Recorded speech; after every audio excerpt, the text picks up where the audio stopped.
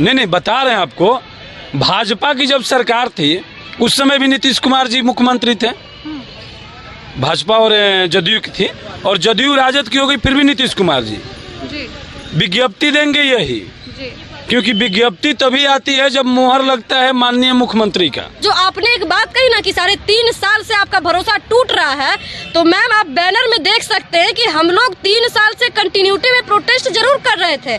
उनके पास 2 लॉलीपॉप था। एक पंडाल में आकर बैठ के कहते हैं कि सबसे प्राथमिकता बहाली पे है, तो शिक्षा विभाग की बहाली पे है। बिल्कुल, तो फिर भरोसा फिर जताने का नहीं भरोसा जताना पड़ेगा।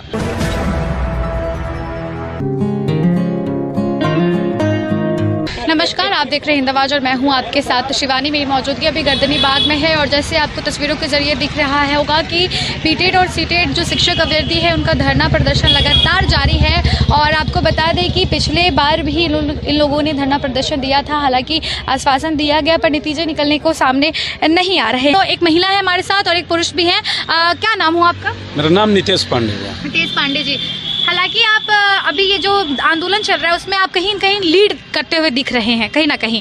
ऐसा क्यों, वो तो बाद में हम पूछेंगे। फिलहाल हमको ये बताइए कि सरकार पे आप लोगों का भरोसा है कि वो आश्वासन देगी और आप कहीं ना कहीं उस आश्वासन से संतुष्ट हो जाएंगे? ऐसा बैनर पर भी लिखा हुआ दिख रहा है। जब भरोसा ही है तो फिर आंदोलन पे क्यों आना?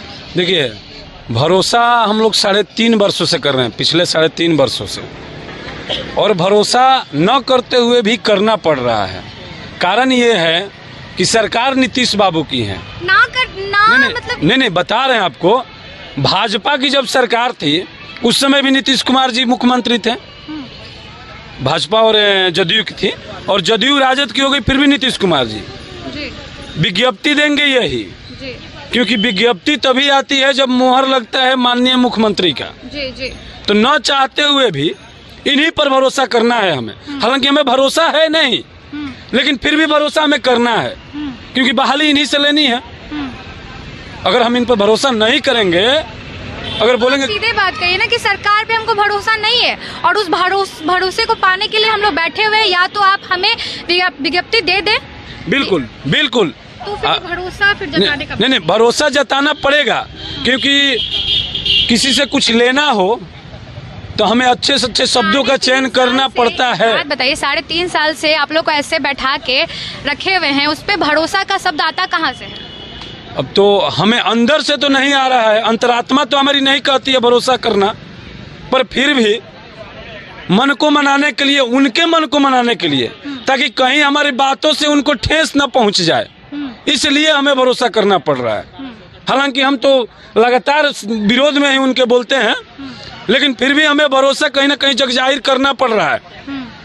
कारण यह है कि नीतीश कुमार जी भविष्य में भूत में काम किए हैं, लेकिन जो अभी दिख रहा है, अभी जो दौर चल रहा है, शिक्षा व्यवस्था का स्तर मतलब ये हो चुका है बिहार में कि जो रेशियो 35 और 1 का स्कूलों में होना चाहिए, वो रेशियो अभी 70 का है, कहीं कहीं जाइएगा तो 120 का है। और सरकार कहती आ रही है कि हम गुणवत्तापूर्ण शिक्षा देने को प्रतिबद्ध हैं। तो ऐसे फिर हम सरकार से कैसे अपेक्षा करेंगे? हम उस स्कूल से कैसे अपेक्षा करेंगे? कुमार ने बहाली एक भाषण में ये कहा था कि शिक्षक की जो भर्ती है, बहाली है, वो मेरी पहली प्राथमिकता है। तो वही तो बोल रहे हैं, नीतीश कुमार जी नहीं, तेजस्वी यादव जी खुद कहते हैं। उनके मंत्री राजस्व विभाग आलोक मेहता जी इसी पंडाल में आकर बैठ के कहते हैं कि सबसे प्राथमिकता बहाली पे है तो शिक्षा विभाग की बहाली पे है, और सबसे ज्यादा बहाली इसी में है। तो भैया 400 बहाली करके दूसरे डिपार्टमेंट में चिंदी चोरी क्या करना? 2000 के नोट पर आइए, 2000 के नोट पर आइए। 2000 का नोट है उनके लिए, तो 2000 का नोट अगर उनके पास रहेगा तो उनके लिए ज्यादा फायदा होगा। 5 नाइकी या 10 नाइकी से उनको कुछ फायदा नहीं होने वाला है। तो 2000 नोट वाला बहाली दें वो। अच्छा, एक बात बताइएगा हमको, ये सीटेट और बीटेट का जो मुद्दा है, अब ऐसा चल रहा है कि एवरेज में लिया जा रहा है इसको, मतलब इसको तौला ही नहीं जा रहा है। अब इससे कहीं ना कहीं अब फीका पड़ता जा रहा है। ये क्यों? देखिए, फीका पड़ता इसलिए नजर आ रहा है, तो कहता अच्छा शिक्षक। कारण ये है कि जितना बड़ा हम लोगों ने आंदोलन करके दिखाया, उस पर या तो सरकार सुन लेनी चाहिए थी सरकार को, क्योंकि देशव्यापी आंदोलन हुआ था। लेकिन फिर सरकार जब नहीं सुनी तो उससे बड़ा आंदोलन हमें नहीं लगता है कि होगा। इसलिए अब लग रहा है अगर हम कुछ भी अगर कर देना, कितना भी बड़ा आंदोलन, ये कहीं ना कहीं रिकॉर्ड तोड़ आंदोलन होने वाला है। मैम हम लोग तो रिकॉर्ड तोड़ करने का अभी भी हिम्मत रखते हैं, लेकिन प्रॉब्लम ये है ना कि हम लोग जितने संख्या में अभ्यर्थी होते हैं, हम लोग को एक जगह ये लोग कलेक्ट भी नहीं होने देते हैं। अगर हम लोग गर्दनी बाग में आते हैं तो सोचिए कि परमिशन नहीं मिलता है, गांधी मैदान में जाते हैं तो वहाँ गेट को ब्लॉक कर दिया जाता है। हम लोग 22 सितंबर को भी जेडीयू कार्यालय का घेराव करने उतरे थे, उस समय भी हमारी संख्या 5000 प्लस थी। लेकिन अफसोस की बात यह है ना कि एक जगह भी ऐसा नहीं था जहाँ की प्रशासन हम लोग के पीछे नहीं पड़ा हुआ था। तो उनके मन में ये डर है, पहली बात तो उनके मन में डर बैठा हुआ है। और जो आपने एक बात कही ना कि 3.5 साल से आपका भरोसा टूट रहा है, तो मैम आप बैनर में देख सकते हैं कि हम लोग 3 साल से कंटिन्यूटी में प्रोटेस्ट जरूर कर रहे थे। उनके पास 2 लॉलीपॉप था। एक क्या था कि छठा चरण जैसे ही कंप्लीट होगा हम 7वां चरण शुरू कर देंगे। तो छठा चरण इनका जो है ये कंप्लीट हुआ है आई थिंक मार्च में। उसके बाद मार्च से जब हम लोग प्रोटेस्ट किए हैं तो अप्रैल का डेट मिला, अप्रैल में किए हैं तो मई का डेट मिला था, और जब मई में किए थे तो उसमें 26 जुलाई का एक रिटर्न आश्वासन मिला है शिक्षा विभाग के IAS अधिकारी के द्वारा। सोचिए वो कोई राजनेता नहीं थे ना, उनके तो ट्वीट और आश्वासन का तो वैल्यू था ना। तो हम लोगों ने जुलाई तक संयम बरतते हुए और 1 अगस्त से फिर से गर्दनी बाग में बैठने का काम किए। मगर आज जब उनके पास जाते हैं ना मिलने के लिए, तो वो अपने ट्वीट से इस तरीके से नज़रअंदाज करते हैं कि वो कहते हैं कि भैया हम हाथ जोड़ते हैं, बाबू हम हाथ जोड़ते हैं, हमारे हाथ में अब कुछ भी नहीं है, हमारे से ऊपर गवर्नमेंट है। तो मैं माननीय शिक्षा विभाग के अपर मुख्य सचिव से भी पूछना चाहती हूँ कि 26 जुलाई का डेट आपने क्या सोच के दिया था? उस समय आपके से ऊपर नहीं था गवर्नमेंट? जब आप जैसे पढ़े लिखे अधिकारी यदि इस तरीके से राजनेताओं के हाथ विवश हैं, तो सोचिए हमारे जैसे एक नॉर्मल अभ्यर्थियों की क्या हालत होगी। हमें आप परमिशन नहीं देते हैं, इस तरीके का कंडीशन है कि मेल के नाम पे परमिशन तक नहीं मिलता। आज हम लोग फीमेल होकर के परमिशन लेने गए हैं, और जब वहाँ गए हैं ना तो वहाँ क्या बोलते हैं, अच्छा सीटेड वाले हैं क्या? तो मतलब सोच लीजिए कि उनके मन में किस तरीके का डर समाया हुआ है।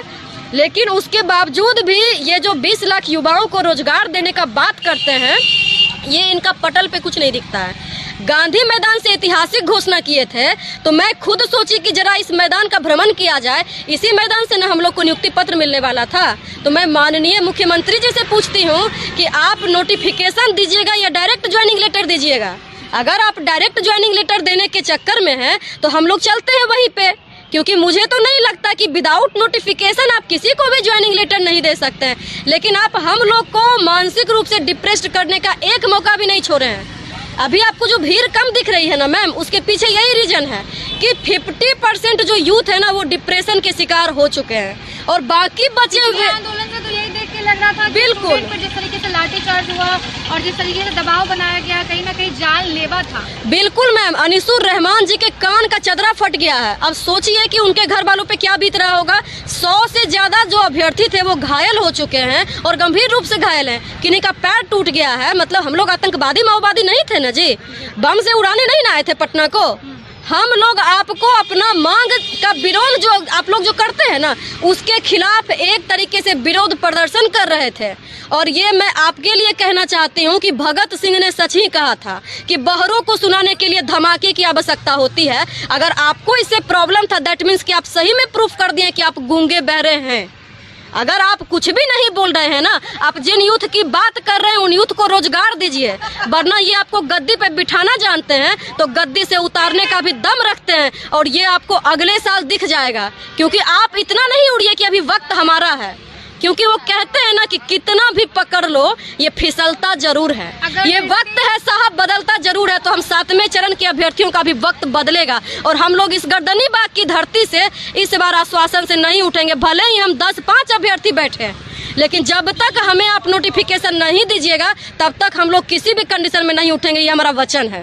फिर से नीतीश कुमार जी आश्वासन देने के बारे में कहें कि ठीक है, इस बार भी हम आश्वासन देकर आप लोग को मे भी दबाने की कोशिश करें, और कहे कि इस बार का जो आश्वासन होगा आपको सीधे बहाली पे ले जाएगा, तो क्या कहेंगे? इस बार हम लोग का आंदोलन ऐसे समाप्त होने वाला नहीं है। सबसे पहले तो जब तक आंदोलन हम लोग का जब से शुरू हुआ है, सबसे प्राथमिकता है कि नियमावली, जो शिक्षक नियमावली होती है, हर बहाली से पहले शिक्षा विभाग नियमावली जारी करता है जिसके अंतर्गत बहाली होती है।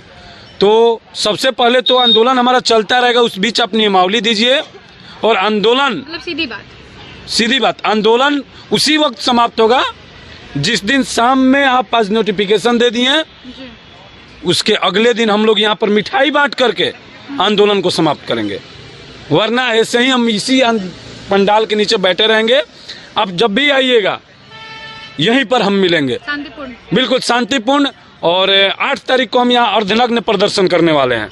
8 तारीख को, बिल्कुल ठीक है, पर हम उसका उद्देश्य भी जानना चाहेंगे। बिल्कुल, देखिए हम लोग शांतिपूर्ण तरीके से अपने मर्यादा में रहते हुए सरकार को, सरकारी संपत्ति को कोई भी घाटा नहीं करते हुए हम लोग यहाँ गर्दनी बाग से हर प्रकार का विरोध दर्ज करेंगे।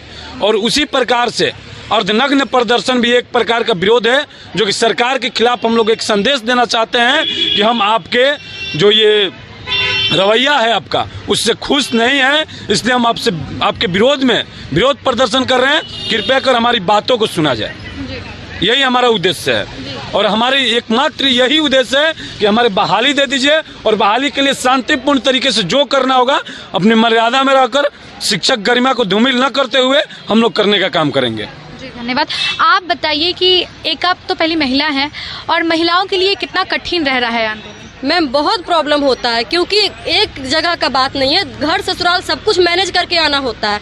और काफ़ी सारे लोग क्वेश्चन मार्क करते हैं, क्योंकि अभी ऐसा नहीं है कि हम लोग पहली बार आ रहे हैं, हम लोग कंटिन्यू 2022, तो इतना शर्म का बात है, सरकार के मुंह पे एक तमाचा है कि 2022 केवल और केवल शिक्षक अभ्यर्थी के प्रोटेस्ट के लिए याद रखा जाएगा। अच्छा, अभी तो उपचुनाव चल रहा है, हालांकि आज उसका एंडिंग है, आज सारे नतीजे साफ हो चुके हैं।